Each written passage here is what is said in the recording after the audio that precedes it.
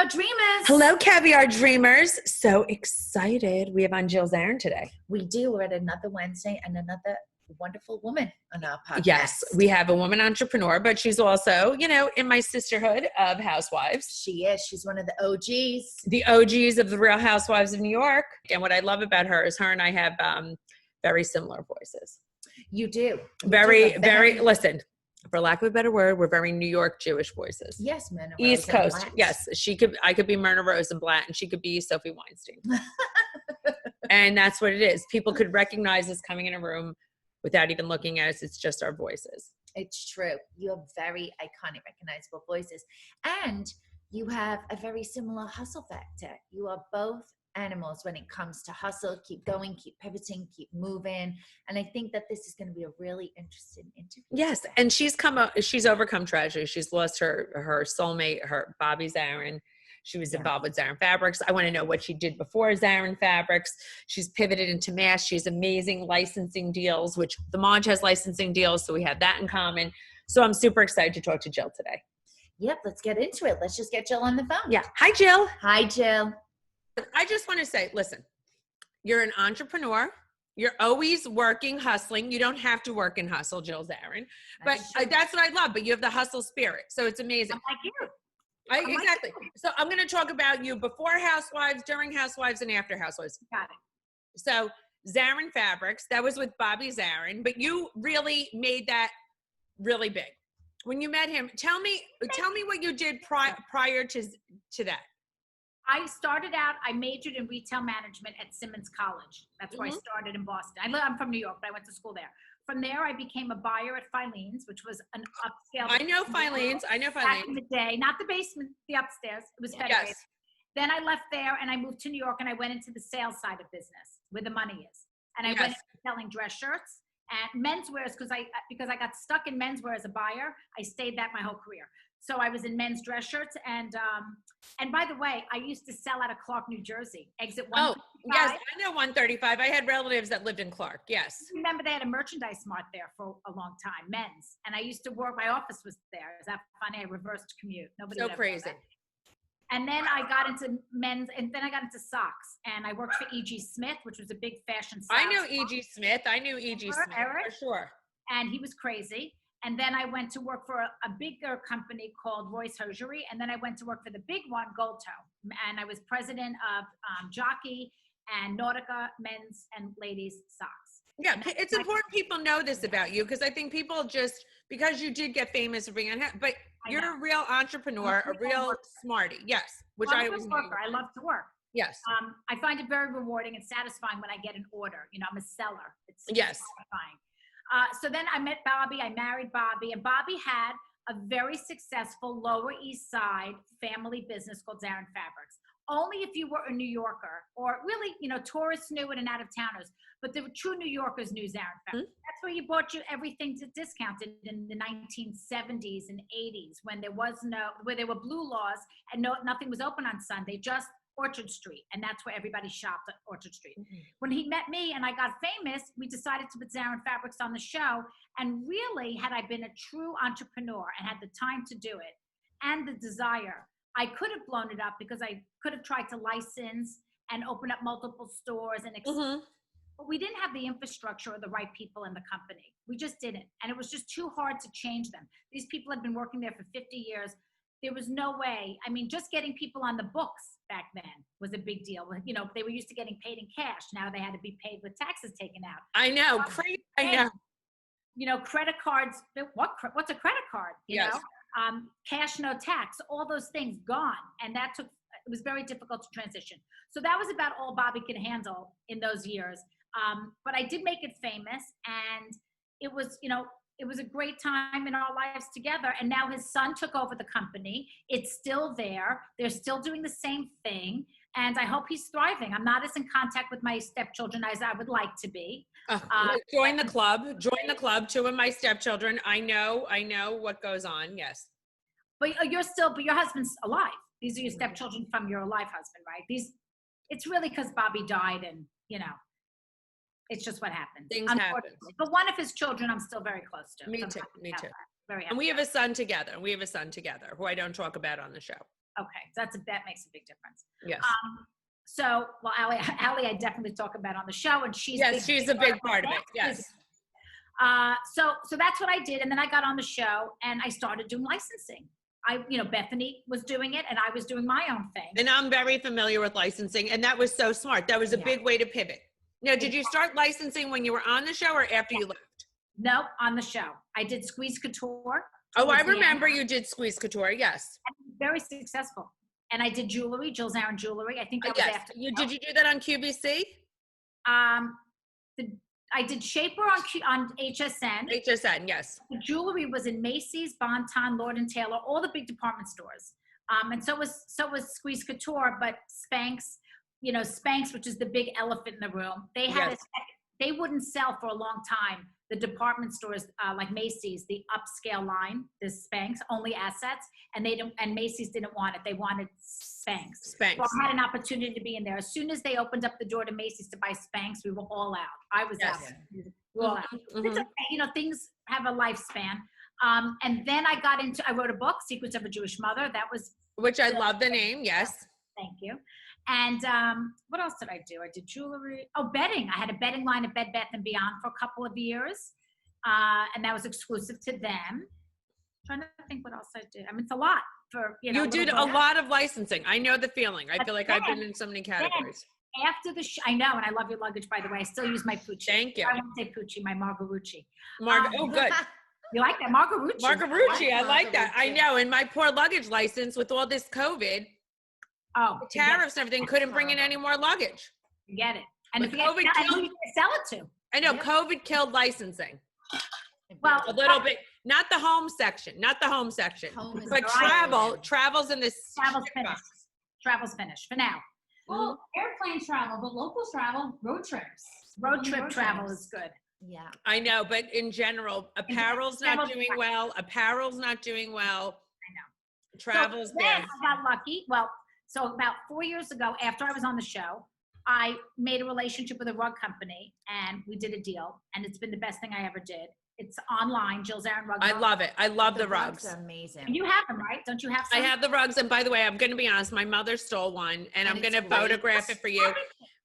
It looks beautiful in her new apartment. It does. She lives next door to me, and it looks beautiful. You don't have to send me a photograph. I just want to enjoy it, but order more if you need outdoor, anything you need for your house. Yes, totally getting it, because we're renovating. I'm all about color, and it's just we're halfway through. I love that wallpaper. I'm thinking. Thank you. I have that in green. It's Tebow. Yeah, we're doing this whole renovation, but the rugs are what's so impressive, and I'm so happy people are doing home. And I know the Jill Zarin rugs are doing great. But like, how on hand are you? Do you go to the trade shows? Oh my God. Okay, I'm probably the most annoying. No, not annoying. Involved licensee you've ever met. I go to Gary Quiet. I go to every single trade show. I go to High Point twice a year. I go to Vegas twice a year. I'm not there now for COVID reasons, but they're there covering my line. Somebody's there representing. I just came back on my way up to New York. We did a photo shoot when I stopped off in South Carolina. It's important. I have my shag line coming out in a month. We love a shag rug. No one loves a shag more than me. For that room you're in right now, you need my shag rug. I can see. And in my other, like my guest rooms, because I'm very 1970s. And we love a good shag. I'm so happy. You're going to love it. And I didn't do super long because super long is hard to clean. The vacuum cleaners break. I did a medium long, and I did it in space dyed yarn. So it's not solid. It has a little bit of fleck. So it's got more dimensional. You're going to love it. I love it. I'm extremely involved to the point that I name them. Like the colors, I wanted them to match the spices in my kitchen because I'm all about cooking. So everything has a reason for being.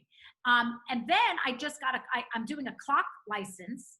Good. Clocks, and those are coming out in the next week or so. And I'm going to show them on my website, but they're going to be available at Ross stores. So okay, good for you.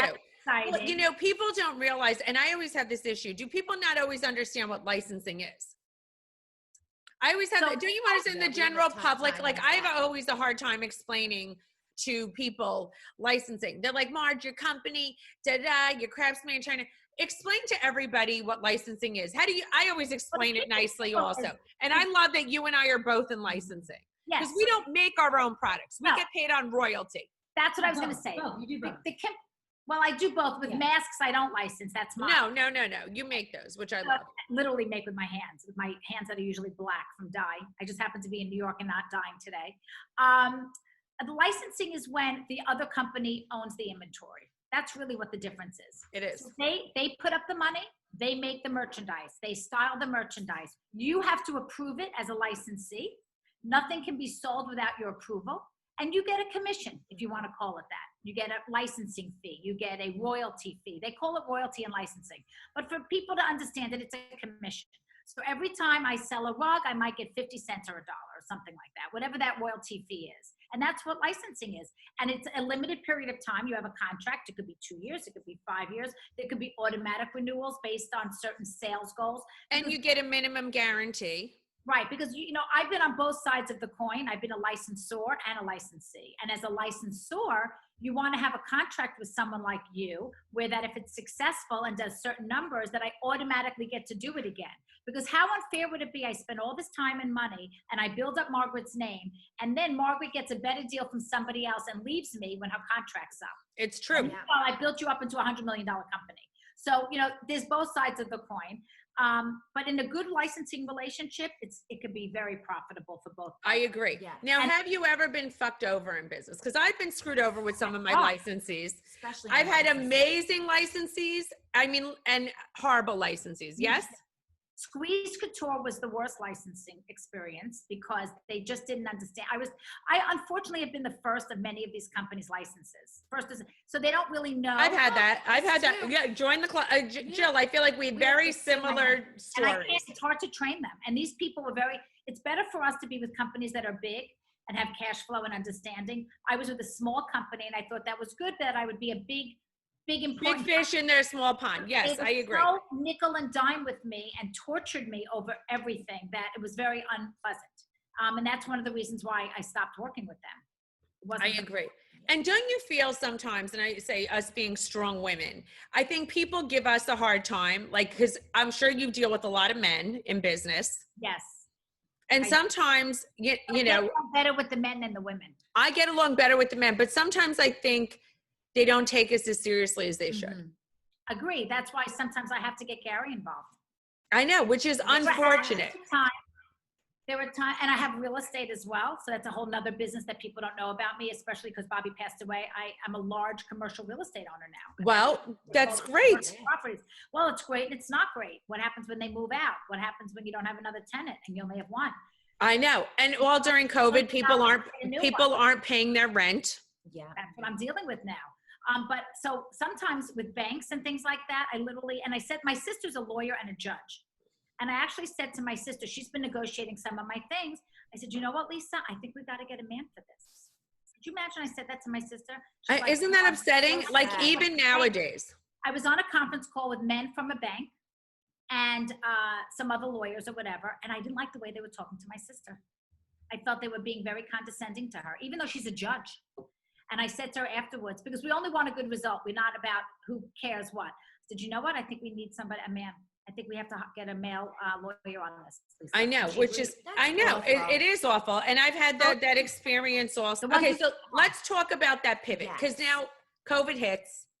Jill's some of the commercial real estate people aren't paying. Listen, it's not like anybody, you're still doing amazing and everything else, but you're like, I should come up with this. I have issues. I've got problems with my commercial real estate. I have tenants who are now paying, but I had companies like Staples and as tenants and Bed Bath Beyond. They were having problems and they put their problems on the landlords, not just me, obviously around the country. Yes. Maybe everyone's problems and the bank's problems. And we have to negotiate out terms of, if you're not going to pay rent for the next 3 months, are you going to pay it? Are you going to pay it later? Are you going to pay it over time? I know. And all these things have to be negotiated. And who knows what's going to happen this winter? It's true. When they move out, if all these retail stores are going bankrupt, Men's Warehouse is closing hundreds of doors. And Lord & Taylor closed. Lord & Taylor closed. Who's going to pick up all that space? Amazon will pick up some of it, but not all of it. It's true. My husband owns regular apartments, and we don't talk about that a lot, but our rent was down 30-40%. Right. But people couldn't pay and everything else. And we were just like, holy shit. Because it's just. Are they going to pay you think back, or you think you're just going to be? No, he's going to add it back into the rent. but they have where are they going? You know what I mean? Yeah. It's just like we hope, but I was just like, this is insanity. It was just everything all at once. And of course, my business also in licensing. Everything all at once. On the bright side, my rug business went through the roof. I got very lucky. People are home. And you know what? Your rugs, which I love, are priced right. It's high style. It's like a luxury for less. It's high style at the right price point. It is affordable. We start at $59, and I think my outdoors started $29. The outdoor rugs we had just launched this year, and in rugs you buy 2 years worth of inventory up front. I mean, it's not a rule or a law, but that's how they run their business. My license. So they would buy 2 years worth of merchandise and keep it. They have 1.5 million square feet in South Carolina, and they would keep it there. And other of their brands did not make it before COVID. They were either on the water or they just didn't get in, but mine did. Thank God. So not only, were people shopping for it, there were less to pick from, and they had mine.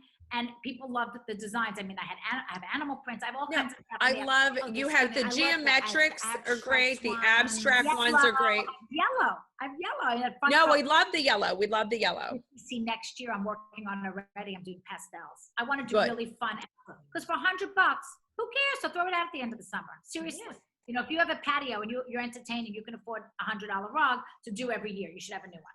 Oh, I agree. They're great. In any case, I'm working on that. So that did very well, my rugs, when COVID hit. But we were in Florida, and Allison lost her job. Her company filed bankruptcy.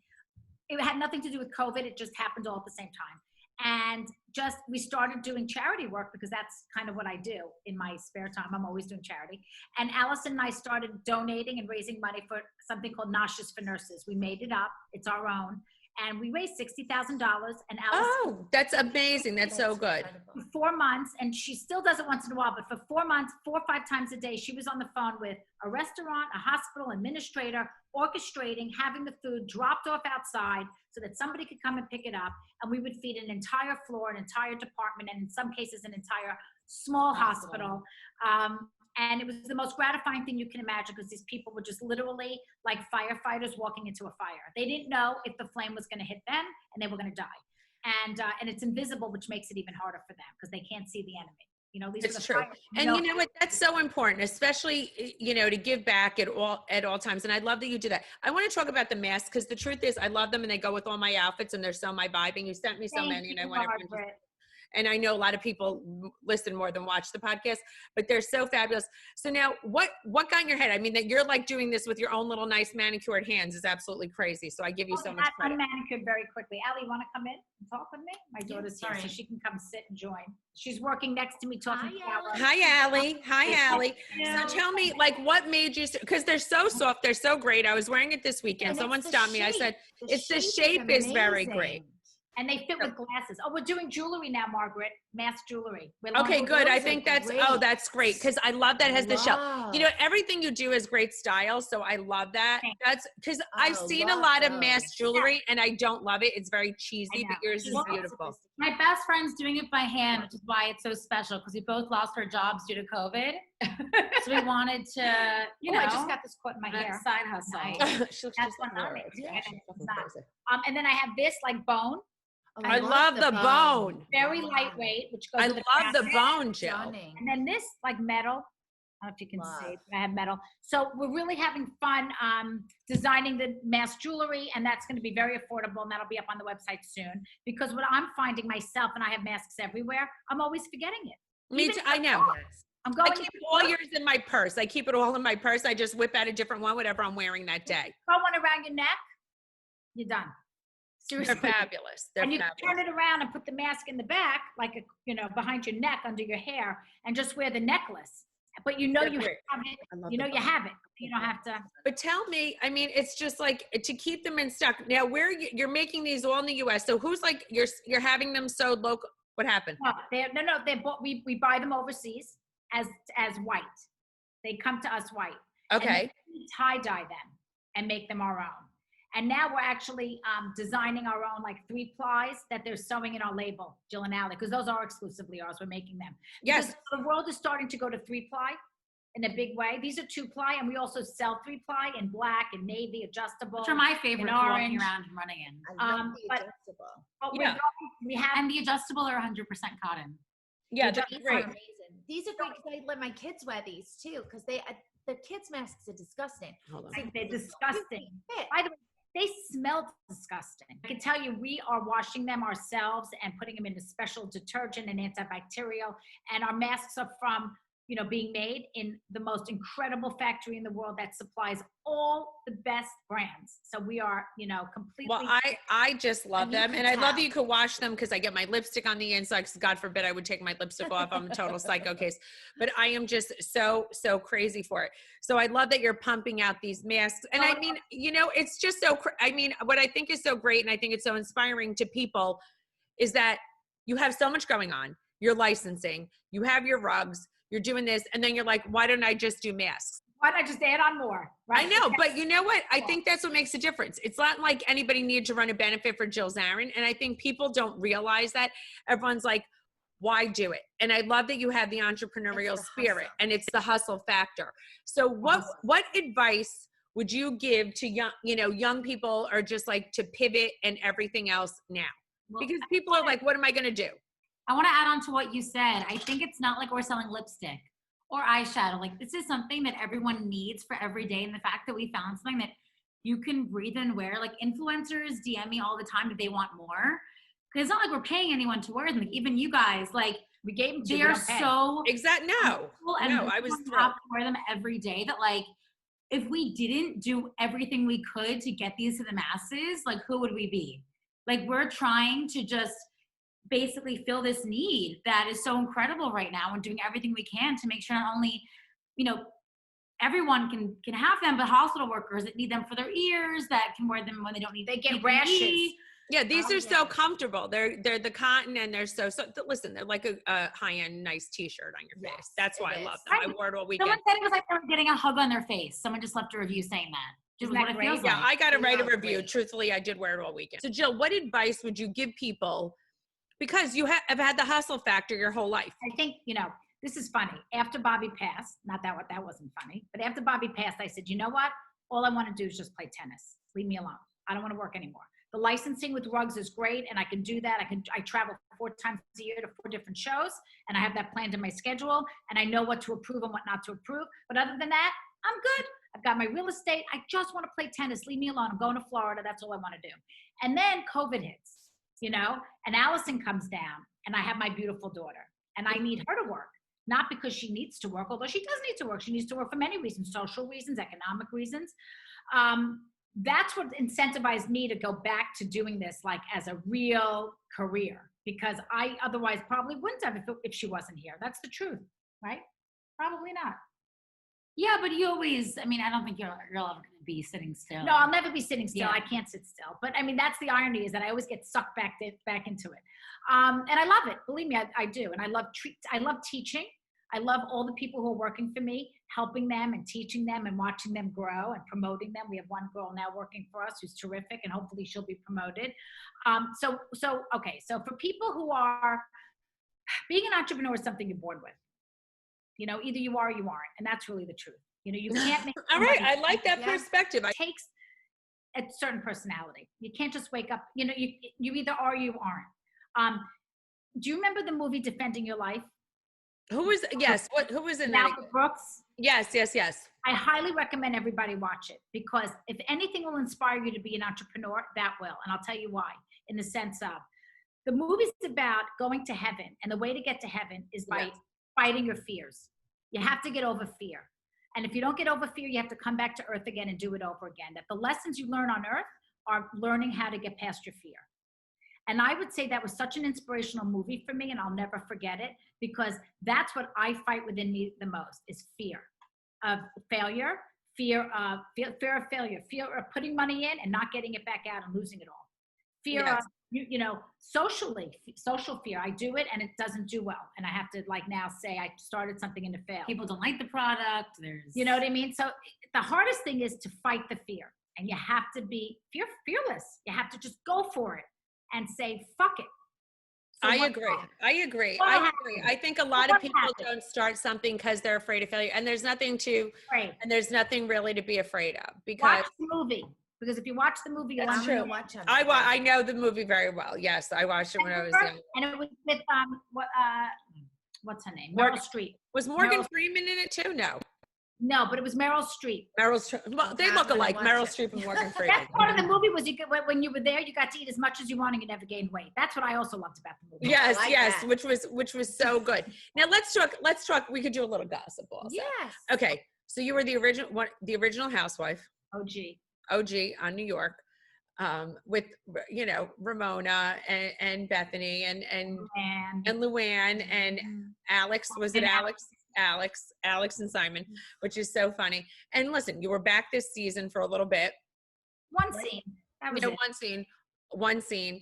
And what do you think? And you made a big statement because people never forget you, Jill Zarin. People always like, bring Jill Zarin back, Zarin back. That nice. You're So a big nice icon, which is nice. And then if I went back on, they'd be like, what is she doing here? Get her off. Get her off. No, I mean, listen, everybody has an opinion on everything, right? It's like so crazy. It's so crazy. But did you love your time on there? Or you just like, it was a good part of your life?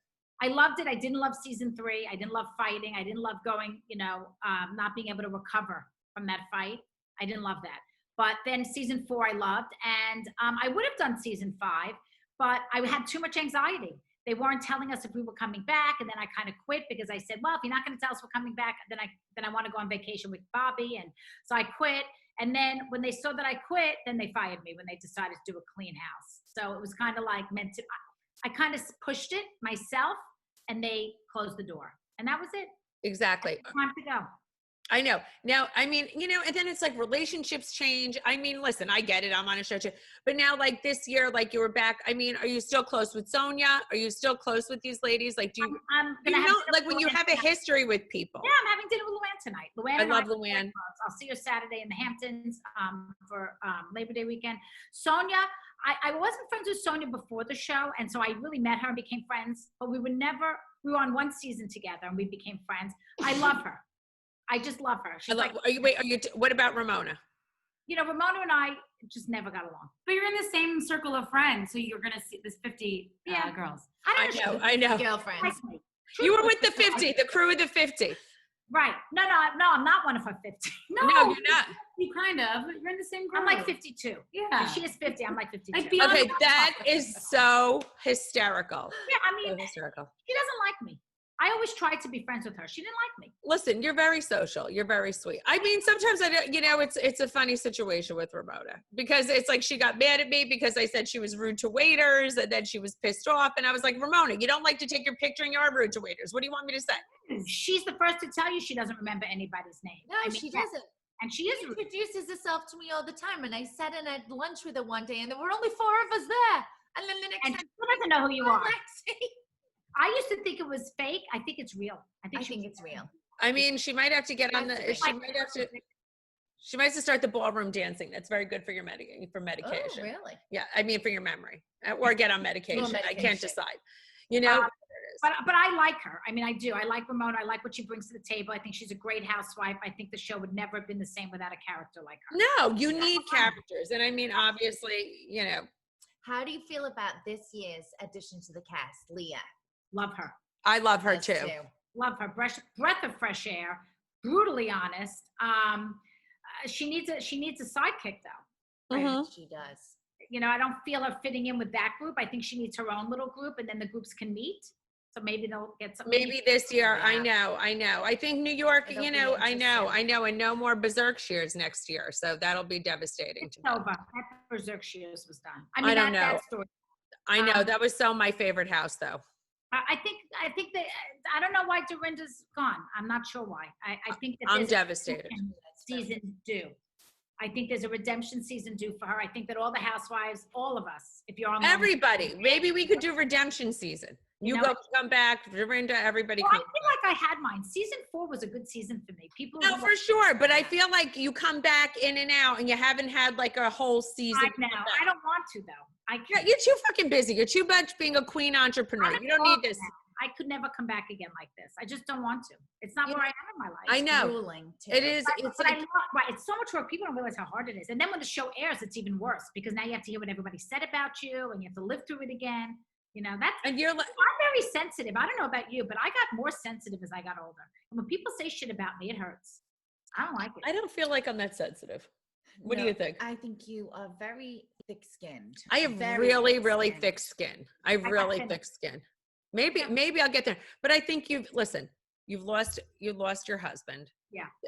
You know, I think that's like people don't realize, I think that is such a tragic thing. And you know, now you have a great man in your life, you know, Gary. And have you met Gary? Yeah. I met Gary at Allie's birthday party, and I've seen him before. And he plays tennis here in New Jersey, near me. Yes. He's at where is he? Montami? Montami. Because I live in Englewood. I'm right here. All my so we're all the same people. We know a lot of the same people. So yeah, and he's a great guy. You have a very full life. He's not threatened by, you know, my feelings about Bobby. I mean, Bobby's not coming back. We all know that. We talk about him every day. But I talk about him every day. He's part of my life. He'll never not be. And I think I'm even more sensitive now than I was when he died. I think I was still in shock for a couple of years. I think it's really hitting me now again. Of course. But I feel Dorinda, something else was going on, whether she knows it or not. You know, this anger that she's got. I'm not sure who it was at. Maybe it was at John, because he wasn't on the show. But you know what it is also? Maybe like she said with the Richard thing, just like, you know, you say it's like there's the shock factor. Yeah. You go right into something else. Not fair. You occupy your head with other things, and you don't really deal with the pain of death. And yeah. And unless you've lived it like yourself, like a Dorinda, you know, I don't think people understand what that is. I don't think that's Dorinda. I think that's Dorinda in pain. It's Dorinda. Yes, I agree. And because I've spent so many great days with Dorinda, and I love her, and we've had so many intimate moments. So that's why I just. I'm sorry she's giving up and leaving, because I think that she should have stayed on to redeem. And I don't mean redeem like she doesn't owe anybody anything, but I think that she's got a path to come through, and she hasn't finished. Like, she got halfway through and she's at the anger, you know, what do they say? Death has different phases of grief. Grief. Anybody listening will know that if you've lost a parent, a child, anyone, you go through stages of grief. There are books on it. And I think she's going through the stages, you know, acceptance and all these different things, denial, acceptance. And she's going through whatever it's called now. And I think she still has to get through to getting healed. And she's not going to do it in front of us. She's going to do it, but she's not going to do it in front of us. And I think that's missing. We're missing out on that. Happens with death, but also I feel sad a breakup. I feel sad because I'd like to see her follow through on what it's going to take to get her through the grief and the pain, because I'm following her. I'm a few years behind her. Richard died 3 years before Bobby. So whatever's going on with her may happen to me. And I'd like to see. Yes. I'd like to see what happens and how she heals. I know.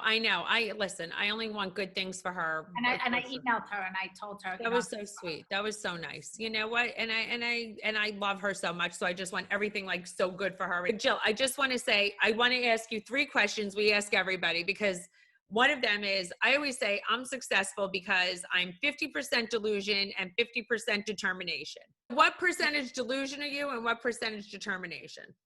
Well, I would say your success. I don't take no for an answer, which is your. That's what I would say. The key to my success is I don't take no for an answer, and I'd say 80% of that, 20% delusion. All right, good. 80% determination, 20% delusion. So we always say that we're very real. So, you know, we are not going to give people advice on like, sit down, write your business plan, apply for a small business loan. We'll like go in, get your hands dirty. So what's your best entrepreneurial advice you could give to anyone? I just heard your accent. Yes. You heard it? Ruby, you need to say something. I have one too. Oh, you do? Where are you from? Why is your parent? No, England. But my accent is preparing. Ruby's from England. I didn't hear it. Oh, where's Ruby from? I grew up in London. Oh, nice. I grew up in the north near Manchester. Oh, nice. Manchester. Isn't that lovely? I'm sorry, what was the question? So what's your best entrepreneurial advice you could give to any of our dreamers? You need a mentor. Ooh, good one. Good. I like that. If you don't have a mentor, you will never be successful. You need a mentor because you don't always know. You don't even know what you don't know. My mentor, I want to know who yours is. My mentor was my first boss at Filene's out of college. His name is Jeff Cantor. He was my dress shirt buyer. I was his assistant buyer. He wouldn't promote me. It took 3 years to get promoted. Usually it took 2. But he kept me there an extra year to make sure I knew everything before he would push me out. And he ultimately became president of Macy's and just retired from Macy's. So sweet. Did you know Joel Feigenbaum? Don't. He was there. Yeah. He was a big guy, Filene's. But mine was Vicky Ferrara. Oh yeah. Yeah, and I'm still good friends, so now. I'm going to be with her in the Hamptons this weekend. Why is she? Oh, I'm going to be out there this weekend too. Where are you going to be? Yeah, Amagansett. Oh, you're really out. I'm all the out. We're in Amagansett. Oh, Yeah. My girlfriend Vicky Ferrara. We're still very close. She was my first boss. What? Your first boss. My first boss also. I was a dress designer in the Garment Center, and we worked together on 1400 Broadway. Are you kidding? Nope. I went to FIT, and she was my first boss. And like, she just had such a good work ethic, and she taught me a lot of things, and still very, very close to this day. When was the last time you asked her advice? It's funny. Sometimes she asks me advice now because she stopped working. So I don't ask her as much advice. I asked him advice 2 weeks ago. Oh, that's so amazing. What in your career was a defining moment where you had to pull up your big girl panties and be like, holy shit, how am I going to do this? What was like a big girl panty moment? Well, I could tell you that when Allison was being delivered, literally, and I'm in the hospital laying in bed, Van Heusen outlet stores was a big account of mine. And there was a problem with the delivery. And I had to make the phone call. You know, that was the worst phone call back then was, you know, your $8.25 goods, which you have open to buy for, now not coming in for another month. Yes, yes. A month of selling, right? And I remember being in labor, literally, and I had to make that phone call. I didn't know that. And tell her, yeah. That was you had to like get a phone in the hospital, so you had a cell phone? Yeah, I guess somebody gave me a phone to use. I think there were cell phones, but you paid like $1.50 a minute back then. Something crazy like that. I know. Was that crazy? I had to do it. And you know what? She was very nice about it. Listen, I love that you set up your life exactly the way it should be, you know, which is perfect. And I got my beautiful daughter. Now I got to find her a nice boyfriend. Oh, call Rory Sassoon. Yeah. Who? Oh, that matchmaker, Rory Sassoon. You know, it's not a bad idea. You have her number? Yes, I do. I'll send it to you. Anybody who's listening, you've got to get these fabulous masks, and all the listeners get a discount code Caviar15. Absolutely. Thank you so much. And we give a mask for everyone sold. We give one to a healthcare worker. So Jill and Allie, tell everybody where to find you guys. JillZarin.com. You can find masks, rugs, candles, everything at Mrs. Jill Zarin. And some good recipes. Ali Shapiro. Thank you so much, guys. And we'll see you in the Hamptons. Love you. Bye. Thanks. Bye. You know, it's so funny. Very similar, like paths and like licensing started in fashion, at the Garment Center. We've had a lot of people in a lot of different places that started in the Garment Center. I know the Garment Center is the birthplace for amazing stories. Well, you also think I started as a fashion buyer, and I had a very tough boss when I was like 19, and he would throw his ashtray at my head, and if I put the wrong sugar in his tea. But I do think the old Garmento mentality teaches you to go balls to the wall and be tough, and that you could get through anything, because you do have to make difficult decisions. Yes, and I also think it's just like, you know, it's not for babies and it's not for pussies. No. I'm just saying that point blank. I mean, business is not for pussies. Yeah, I was telling Lisa a story the other day. One of the worst things I ever had to do was a factory in India told me that their orders were not going to make it on time because their factory burnt down. So what happened? You took a boat to India? I flew right to India, and I looked. No, my boss said to me, I don't believe them. Call them up and ask them to fax proof that their factory burnt down. And they faxed me a newspaper article, and it was awful. Tons of people died. It was, it was just awful. It was awful.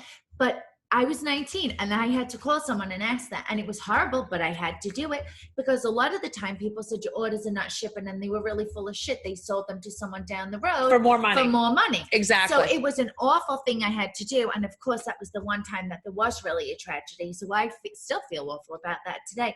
But that was the kind of thing that the garment industry taught you. Doesn't matter whether you like it or not, pull on your big girl panties and make that call. I agree. I mean, if the goods were late, if the fabric was late, and my boss, Donald Schwartz, he would go crazy. He's like, you call up Alan Plotz, and he goes, and you tell him I'm going to rip every fucking hair out of his head. No, I wouldn't call Alan Plotz and say that, because he didn't have a lot of hair left. But I said to Alan, I was like, you better ship those goods or Donald's going to blow your house up.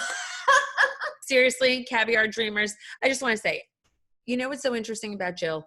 She doesn't need to work. She doesn't need to do anything. But when you have the hustle mentality, the hustle factor in you, you work because you have a passion for it. Jill's making masks. I happen to love her chains. I need the bone chain. I need all of those because they're so sophisticated. They are. And her masks, I will say, we said it in the episode, but they are so comfortable because a lot of masks are flat. And they don't fit. These like cup to your face. So they are really, really comfortable. Yeah. And they're like a really nice, soft, high-end t-shirt, and they're washable and breathable. And I just love them. So Caviar Dreamers, you can find me at The Real Margaret Josephs. Find me at The Life of Mrs. B, and we are Caviar Dreams, Tuna Fish Budget on Instagram and YouTube. New episodes every Wednesday. Every Wednesday. Follow us, listen to us, because we're fabulous and give great information. That's right. Keep dreaming, Caviar Dreamers.